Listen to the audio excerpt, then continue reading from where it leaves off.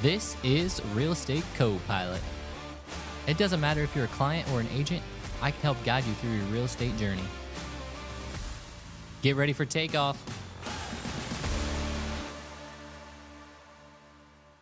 Hello, everybody, and welcome back to Real Estate Copilot. I'm your co-pilot, Josh Shives, and joining me, as always, our in-house marketing guru, Nelson Pelton. Hey, everybody. Hey. It's been a little bit, but we're back in the saddle and ready for takeoff, I guess. So joining us today is Mr. Lafayette Real Estate himself, Charlie Shook. He's laughing, but you can say hello. Hey there, Josh. Nice to see you. Yes, I've said that to him many times. So I mean, I'm serious. No, you're very kind. Yeah. Coming from you, that means a lot. Yeah, Charlie, we appreciate you being here today and talk. And our main talking point's going to be talking about buyer broker agency, which has been around, but you just passed into state law recently and effective yesterday. So I think yesterday, yes. So that's our main talking point, but we'll go on and talk about quite a few topics here. Just to start off with, can you tell us just a little bit about yourself and how long you've been in the real estate game? I'd be glad to. But let me start out by saying congratulations on your Small Business of the Month award and maybe the Small Business of the Year award. Well deserved. Thank you. We're, I said it at the speech, but we're just blessed to work with a great community and great people, and to be up there and recognized is just another blessing. So it's good. We're probably going to touch on some issues in Lafayette that are not necessarily unique to us, but more meaningful only because we're in a very successful community.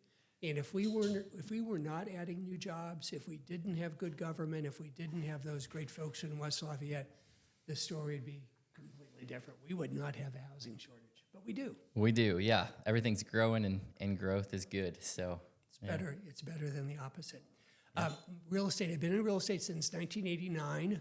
I grew up in a real estate family, so I kind of watched it from the dining room table because that was back before we had cell phones, fax machines, and offers and documents were just kind of traded between front doors. So I saw a brief side of it. I came back and joined a family business, sold real estate, and I think the cool thing about being a real estate broker is you can grow whatever part of your business you want, and you can choose to participate in whatever parts of the business or the infrastructure behind the business, and we need people in each one of those locations. And Josh, I just watch you and your company taking on a lot of the very traditional, important values of a real estate brokerage company, and that's serve your community, serve your clients, take really good care of your brokers, train them, groom them, coach them, and then enjoy what happens.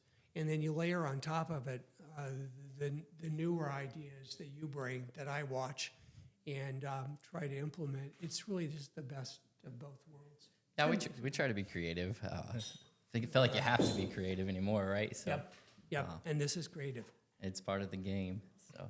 So, Charlie, you mentioned you got into the family business in '89. What were you doing prior to real estate? I worked for a commercial bank in Detroit Bank and Trust, now Comerica. I worked there for 10 years, and I was in commercial lending. And I had a really good job, and I really liked the company. And I happened to have a position where I reported to somebody who reported to the chairperson. Just a unique opportunity that lasts a couple of years.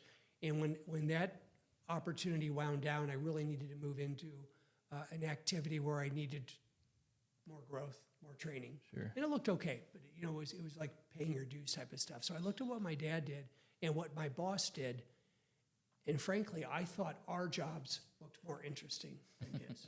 So it was. They're different every day. Very different, for and sure. it's very people oriented. You have as much control as you want in running the business, and so instead of starting over in Detroit, I started over down here. And the way the banking world is working, the bank was sold, the culture changed, and most of my people left unhappy. I left really pleased to have been there. Yeah, so you exited at the right time, and it's gone well for you. So I think Lucky so. timing. Yeah. I think it's gone well anyways. So It has. I still like it. yeah, I do agree though. It's I think defining, if somebody told me to write down my job description, I don't know what I would write, because it changes every single day, and it's Next Monday, it might be different. yeah. My phone rings. My main thing on my job description, I'd write that my phone rings 24/7. Yeah, and generally, the most important calls are the ones that you don't recognize. Yeah. Because that is probably a client that is not happy, needs attention, and the best thing you can do is to answer the phone. Yeah, answer them and talk through, hopefully. So, yeah. I don't know. We're blessed to be in the business, so there we go. Oh, I think that I know you've sat on a few boards and committees throughout your years in real estate. Do you mind sharing what those were with us? Yeah, I've been active in the local association and our state association, and then tangentially in the national association. And I learned I do my best work in Lafayette, and maybe at the state association. The national association is just so big and so far away from the day-to-day inspections and mutual releases that sometimes I feel like they've lost sight of that. So it's good to find what your home is. And then I've been involved, like you, in some community organizations. And it's those community organizations, the not-for-profits, the cultural, the recreational things, that make the difference that government can't necessarily make. Yeah. Yeah, I agree. It takes a village, and I don't just mean that inside the business. It's the whole community, and we try our best to be a part of that whole community, and as you guys do too. So yeah, I agree. Got anything to chime in there, boss? I was just going to ask. So you were in Detroit for a while, and then you came back to Lafayette due to the family business. Was there any other point in time where you contemplated leaving Lafayette, or what kept you here, rooted here? I went to college in Bloomington, and I knew I never even thought about getting back in real estate. I really wanted to do something corporate. I wanted to move to a bigger city. And I never would have guessed the summer before I graduated that I'd be in Detroit. But I got the offers I had that I thought looked the best were in that city. And Detroit has no PR department. And rightfully so. They have a lot of problems. They have had bad government for a long time, not necessarily right now.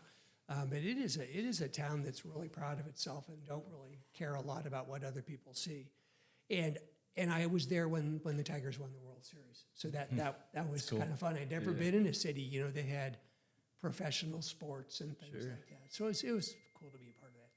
I've heard, I know, I'll roll back a little bit. I noticed you avoid the name of the school, just went to school in Bloomington as we sit here in Boilermaker country. How about if I say I went to the remedial school in Bloomington? That's a good way to put it. IU has a really good real estate department. Okay. And a year into it, I realized I don't think I want to do real estate. So I flipped over to finance, stayed there an extra summer to get the classes that I need, and ended up in banking.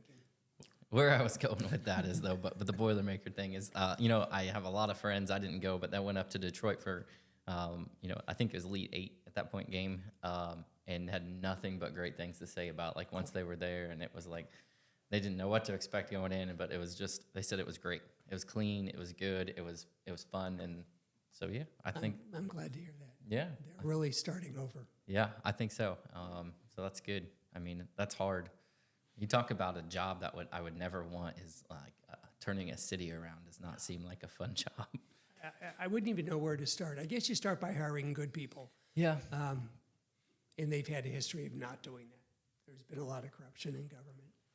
Yeah, that would be something I'd never want to do, but it seems like a never-ending task. But I think from everything I heard, I think they're doing a great job. So, okay, yeah. I think we'll start to go into our main topic, but prior to our main topic, I want to talk about one little bullet point here.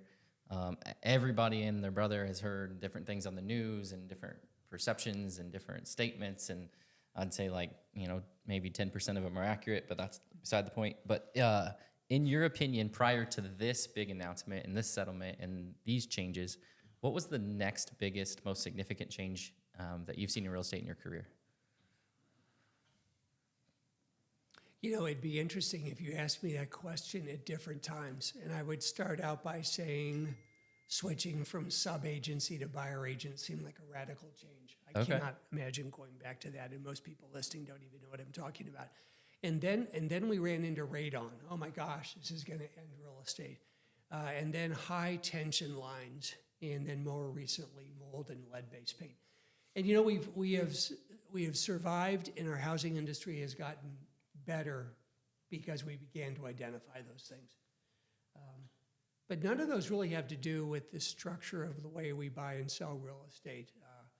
You know, it's still based on customer service, honesty, loyalty to your client, taking care of the cooperating broker, and frankly, at times not giving up. Yeah. The reason I asked that question the thought behind the question is, you know, before we get into this next discussion is, you know, I've only been in the game for a minimal amount of time, we'll say, but the real estate's seen a lot of change, and we always adapt and we always push through, and so whatever the perception is, we will go on and we'll continue, and the sky's not falling. I think I've heard that from a couple different people at this point, but like, I don't know. So the industry has seen a lot of change already, and this is just one more thing. Let me ask you the same question. I haven't seen that much change. Like, this would be the most drastic. I mean, I'm roughly like 11 and a half, 12 years into my career. I did grow up around it a little bit, but yeah, I will say, like, I mean, e-signature was the biggest change for me, which was a game changer, and I was all about. But like, I mean, that just streamlined things. I think, you know, in my short dozen years here or so, I would say that the biggest change for us is learning to adapt with social media, and that you could literally, and I would say when you started, it was, you know, you were touring houses on groups and going around and looking at things as you're going to hit the market, and now we might sell a house just from video or photos, and so learning that game, and which wasn't the game when I started. It wasn't, you weren't doing that when I started. Everybody was taking their own. When I started 12 years ago, everybody was pretty much taking their own photos, with maybe except with maybe a luxury listing of some sort, but for the most part, it was a DIYer's world. You were doing it yourself, and that's changed. I mean, social media in itself, yeah, as the cell phone adapted, it's just changed the game completely. And I'd say that's the biggest change, but I think that my generation's been well at adapting that change. So Go back a few years before that. We used to market a piece of property in a local private publication called Homes and Lifestyles. Sure. Black and white. We had the opportunity to put in one black and white photograph. Yeah. And that was it. And so we did tour property. We needed to see what it looked like. We did more broker open houses, things like that. You know, now you can put in several dozen photographs, and it's hard to take several dozen photographs if you aren't good at it. So we're relying now on more professionals. Video is tremendous. Sorry to change that game on you Yeah, guys. but I mean, think of the time it saves us. Yeah, So, it does. And then a radical change is we went ahead and bit the bullet and paid the extra money to have Homes and Lifestyles in full color.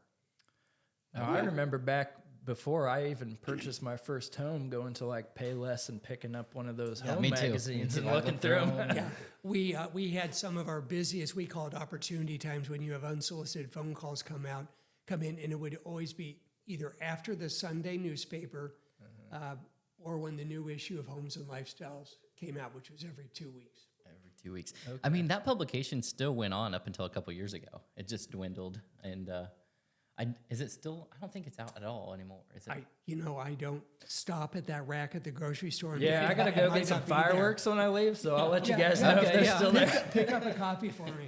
I'm not sure, but yeah, I mean, that was a change that obviously disrupted that private practice for sure. And we have a fun competitor, Kathy Russell, and now her son and daughter, and they had the courage. They're the first ones to say, because it went from biweekly to monthly, which I was in favor, and they just said we aren't going to do it anymore.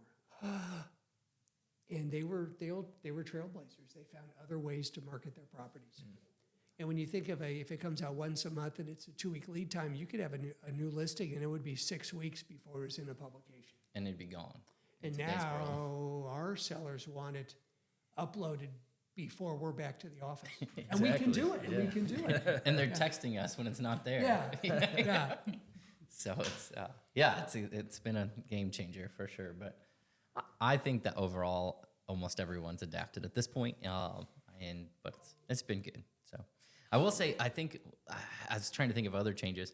One thing that I saw, like when I first started, and they were around, and if there was a few agents that used them, but not very many people did, because most people were using the state forms at that point. But every once in a while, when I first started, you'd see a carbon copy, and I thought that was so weird. Like, why? I'd be like, why are you using these?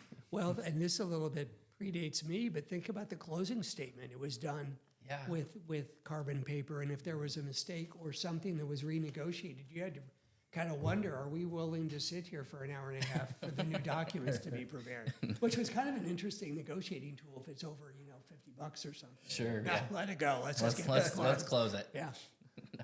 Yeah. Oh, just a few changes. Okay. So as we move on to our main topic here, which is going to talk about buyer-broker exclusive agreements, which came into state law yesterday. They've given us a little bit more time on that than yesterday, but officially required yesterday. We'll just start with general thoughts. Well, it was a stunning piece of information, and I'm thankful our state association got ahead of it and said, let's get Indiana in place with buyer agency. And this, and I really mean this, we're going to look back on life without buyer, broker, exclusive contracts, wondering how did we do it? And we're really just out there flying. And, we deal with good people. And 90% of the time, that loyalty and trust continues if we deliver good service. But there were those 10% where we were just left naked. They're shopping with 10 people at the same time. Yes. Yeah. And so I'm not saying that won't happen, but if it happens, everybody knows about it. And then we can decide if we want to continue. It's a piece of disclosure for the buyer that's critically important. They better understand what our duties are to them, and to an extent what our expectations are.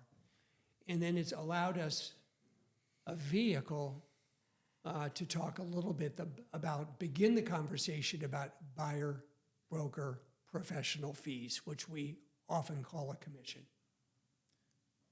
I think, all that leads into defining your value. And this is, like you said, buyer broker compensation or commission or whatever you want to call it. This is the first document where we're really defining our value. And, on my bullet point notes here, I put legally. We're not forcing anyone to sign it. We're not forcing anything to happen. Everything's negotiable. But, we're sitting down and we're having that conversation up front and saying, look, this is, we're putting time, effort into you, and we really need to show you our value, and this is what we believe we're worth. And maybe that's negotiated and talked about. I encourage it to be negotiated and talked about, but it's the first conversation of that. And we are very accustomed to doing that with sellers, and so there's no reason we can't pump the brakes a little bit and have those conversations with the buyer. And what I like about the contract, it gives us the flexibility to define the scope. So, Josh, let's say you called in on one of my listings, want to see it with your wife and family.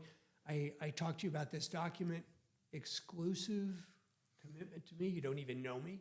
Yeah, it's hard. So I can say, well, first of all, the state law doesn't allow me to show this and that, and candidly, I'm not willing to put my license at risk. But let's set some parameters that make you comfortable. How about if we make it just for this property, and we will make it 10 days. And, if the buyer is uncomfortable with that, then that's kind of a signal that maybe we aren't the best right buyer, and perhaps they should give a call to one of my better professionals. And the neat thing about the law is that it covers all licensees. I agree. It's not an office policy. I think both of our companies would adopt it as an office policy. Yeah. They can't go to another broker who won't require them to do it. Yeah, I agree. It's just it's across the board. Everyone's got to do it, and I'll be anxious to see how that plays into the commercial world. But it is across the board. I think that'll be a different, it's a full conversation for another day probably, but like I think the rules have been a lot more, I won't say, I mean, I'll just say it, a little more relaxed in that world, but this is across the board. If you have a license, you got to do this. It's state law. It's not mandated by a board. It's the law. And we can learn from the commercial guys and ladies because they're accustomed to discussing professional fees at the beginning of a transaction. It's not automatic that the seller pays them. Yeah. So, you know, they're going to say, calm down. This is going to be okay, but you Yeah. better learn some scripts. Yeah, I agree. They have that conversation up front. They are telling you, you know, we might run into a situation where a property's only going to pay the listing agent, and then we'll. But the difference is they don't get it in writing. Like Right. typically, it's just it's a you and me handshake, and we're having a deal. And this is it's a little different. And I don't know. We'll. I do love the fact that you brought up that, you know, we can set the parameters to whatever the client's comfortable with, and that's a big deal. Whether it's, you know, you said 10 days, maybe it's like they're not willing to commit until after they meet you and talk to you, but they really want to see this one property, so we get maybe it's just 24 hours. Yeah. Like I'm going to agree to meet you at this one property, I'm going to show it to you, but you have to sign we got to get a 24-hour agreement in place.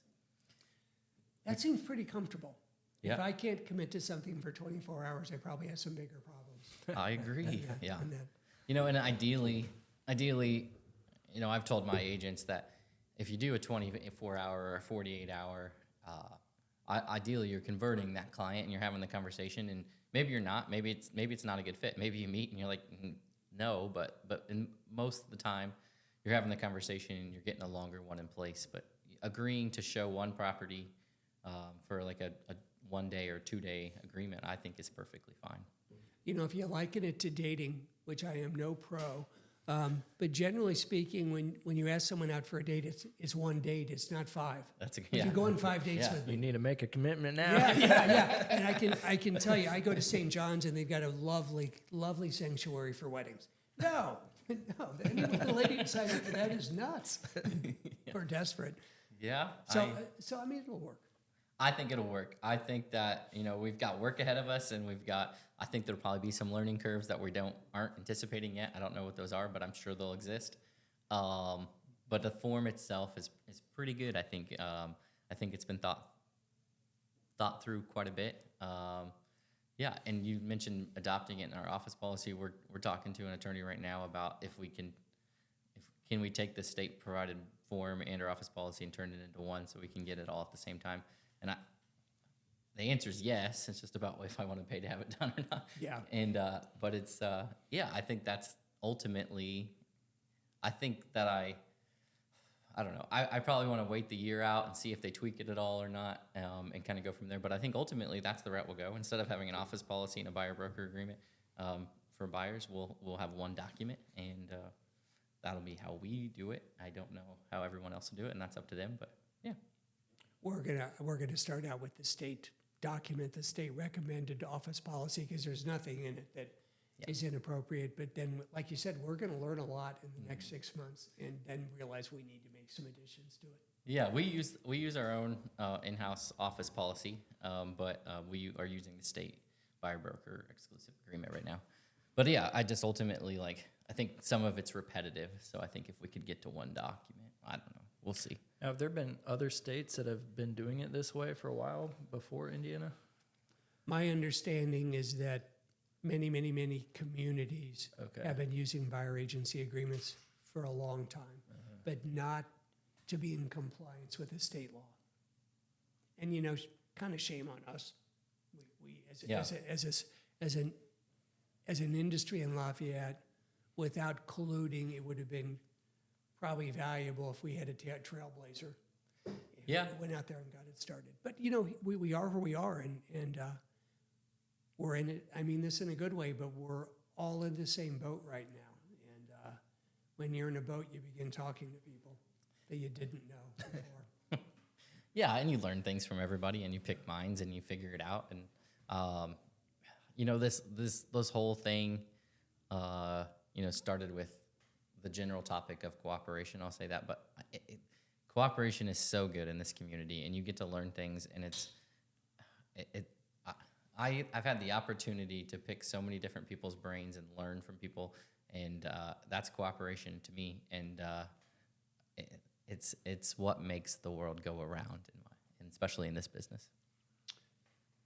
Life would be kind of flat Yeah. if you lived with people that weren't cooperative. Sometimes they're called friends. Yeah. So without friends. I love that this community is so willing to learn from each other and talk about things. And for the most part, I mean, there's always outliers, but like we get along, and that's good.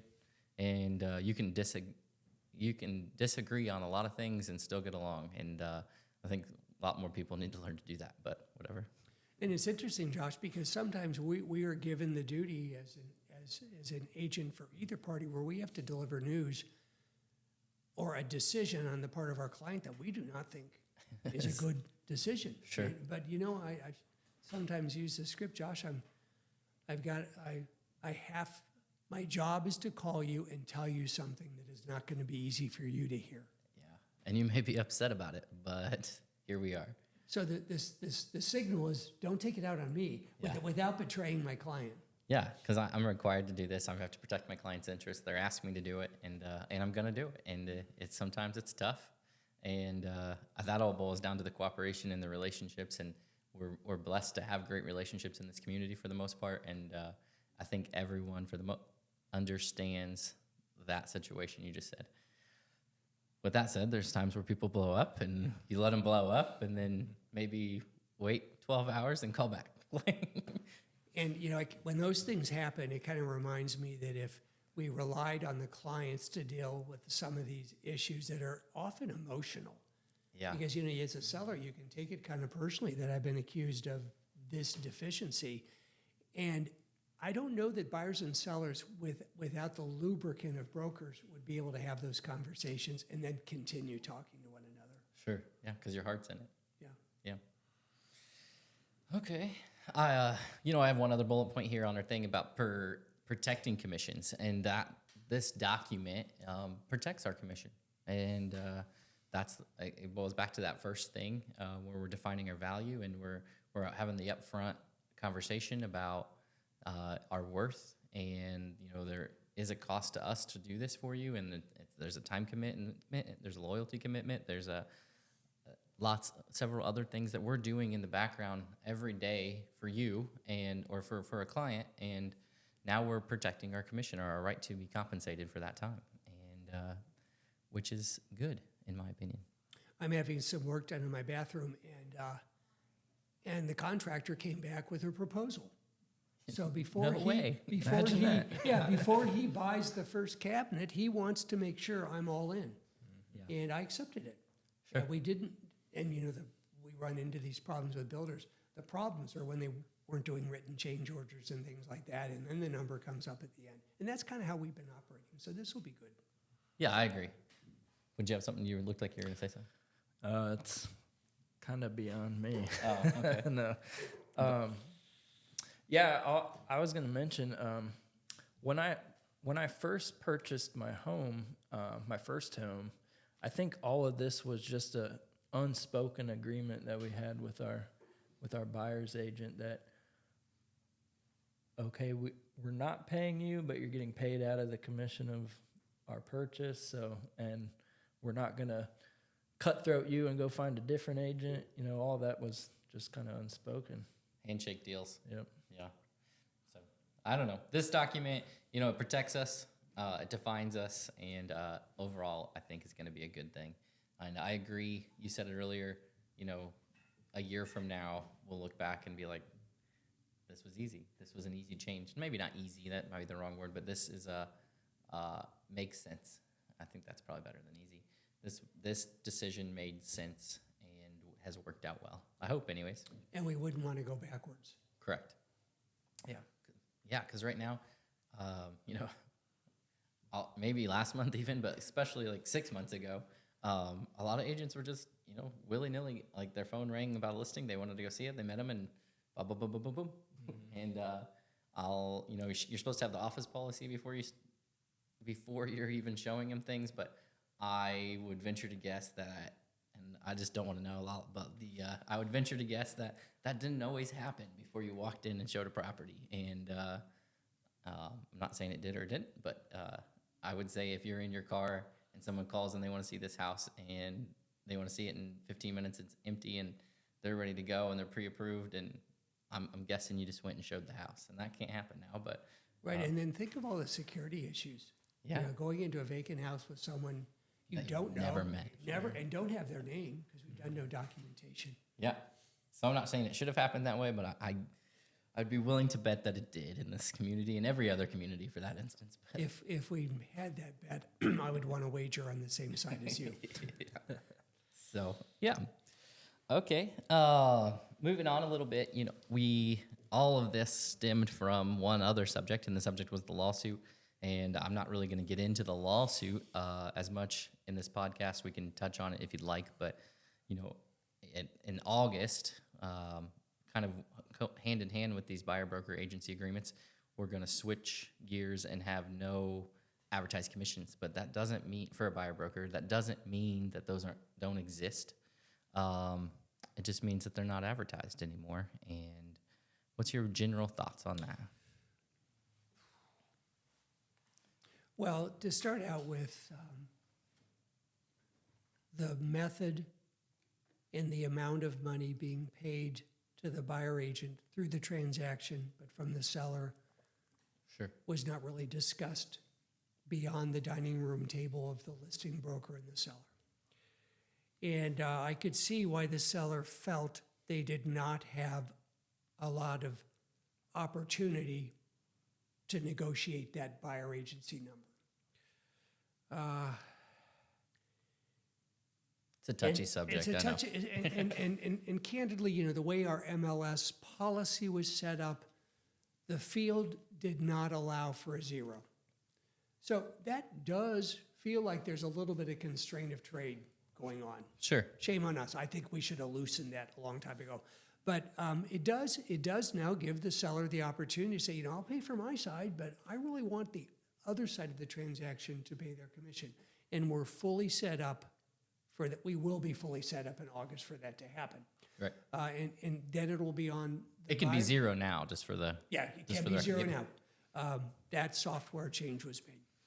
But so the buyer agent, the buyer agency is left to lean on the buyer for compensation, and that's spelled out very clearly in the agency agreement. I think we have two things we're going to have to learn how to do.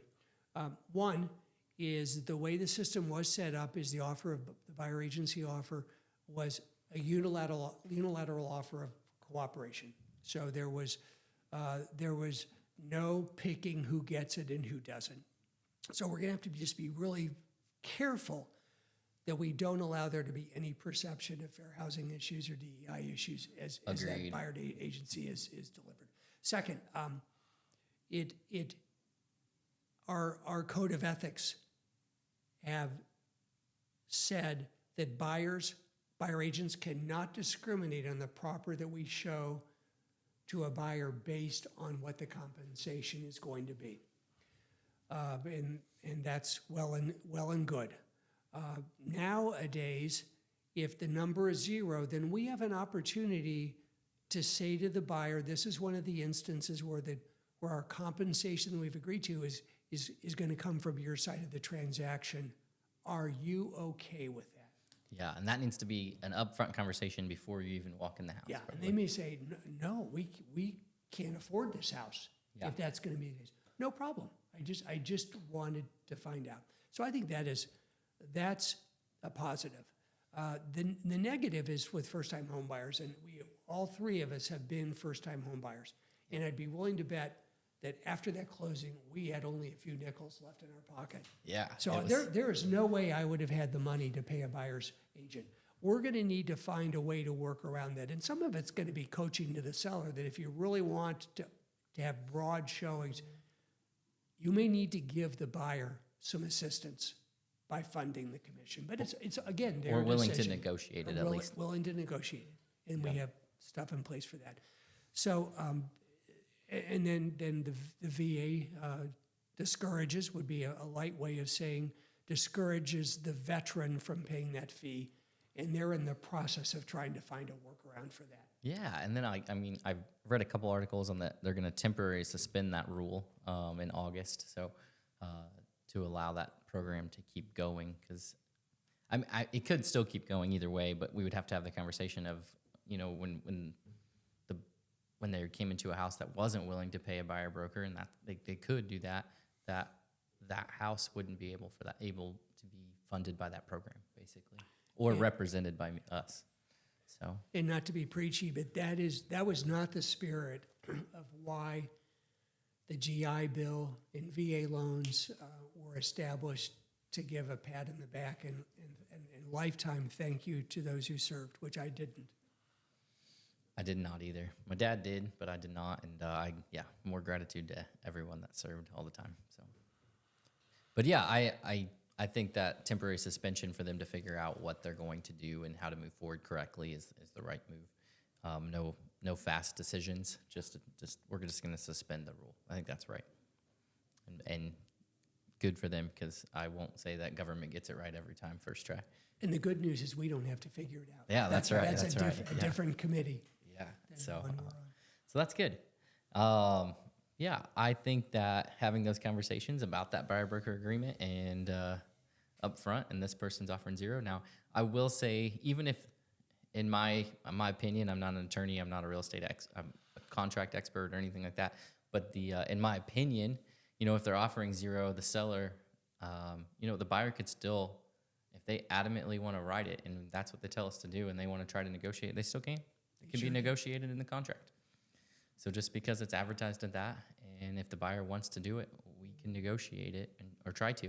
Doesn't mean the seller has to say yes either. It just means that we presented it like they asked.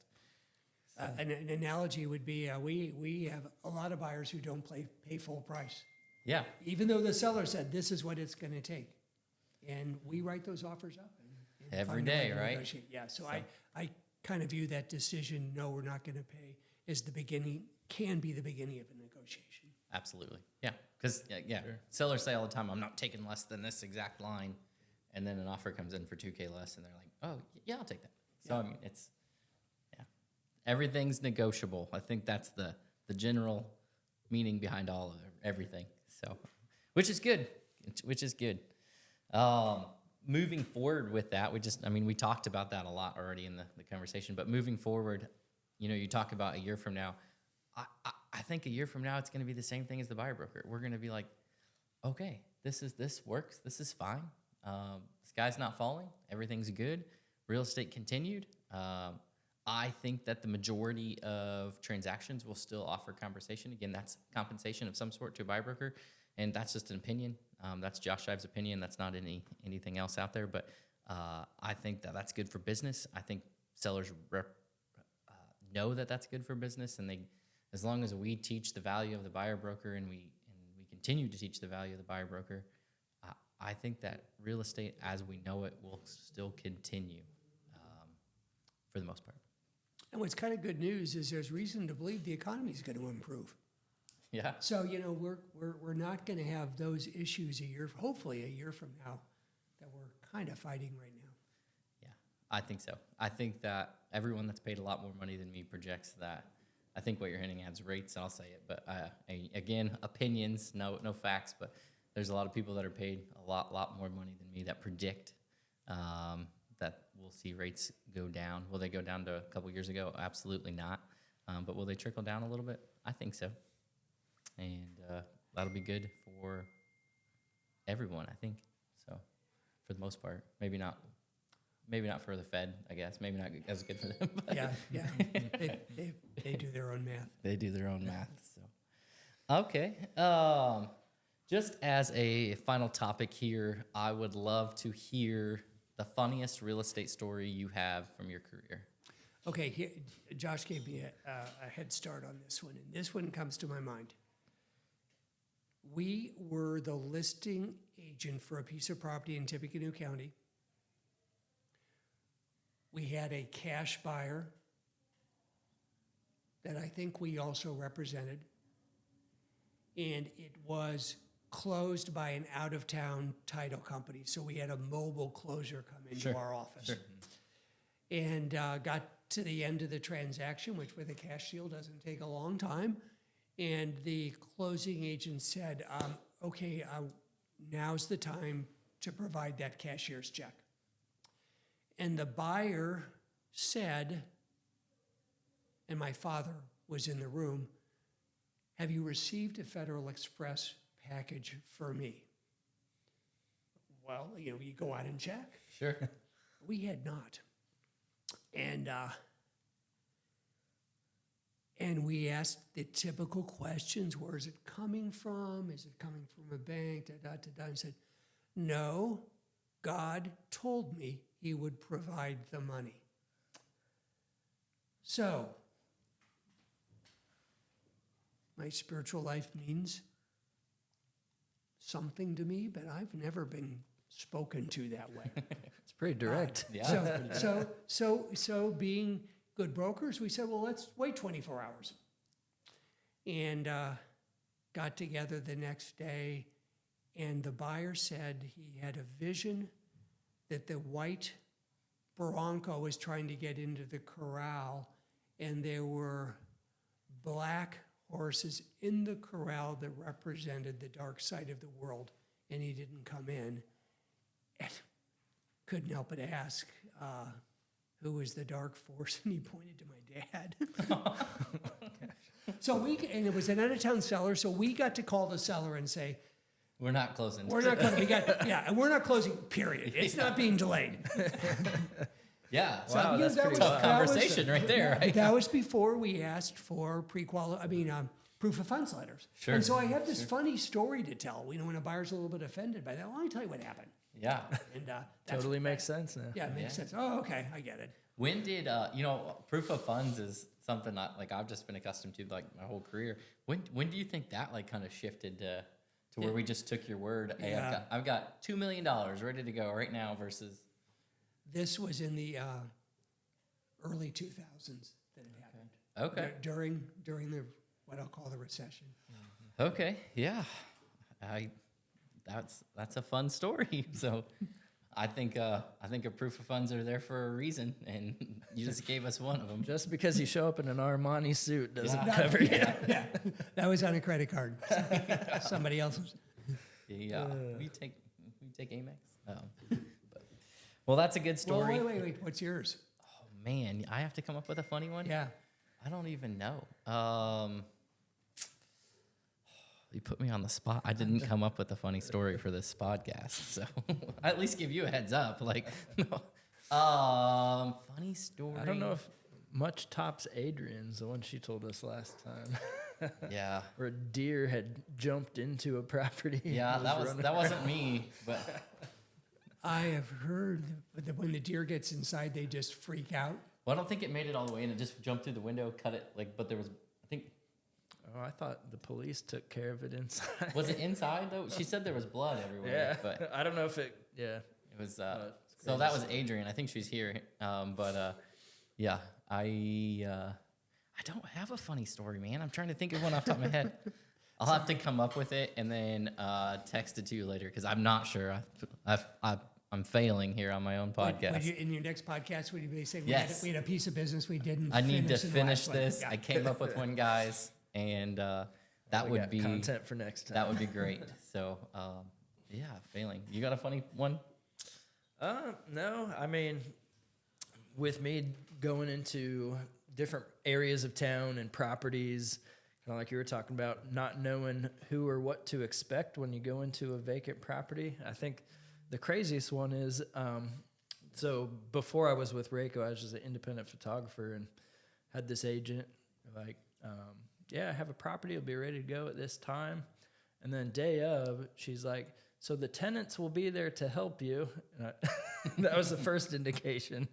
And it was probably an 8, maybe 900 square foot home.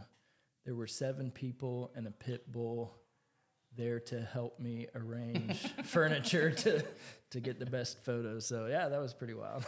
Which might have been carrying all the furniture out to the front yard. And in Nelson's defense here, I'm sure it still looked great. I bet it did. It did. And authentic and Yeah. real. Just Now the blinds were a little crooked, but Oh, because of the pit bill. Yeah. Okay. Well, I'll think of that. And next podcast, I'm starting with a funny real estate story. Okay. Maybe before we even introduce whoever the guest is, we'll just start with that as a wrap up. So The epilogue from the last one. there we go.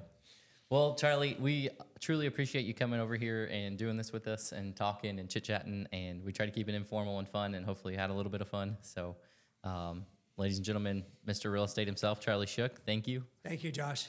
Thank you, Nelson. Yep, I was absolutely. nervous, and you made this easy. Hey, you Thanks a did lot. great. We try to make it easy. So, and please subscribe to our channel and listen. And we appreciate all out there listening. So, thank you. Okay, have a good holiday.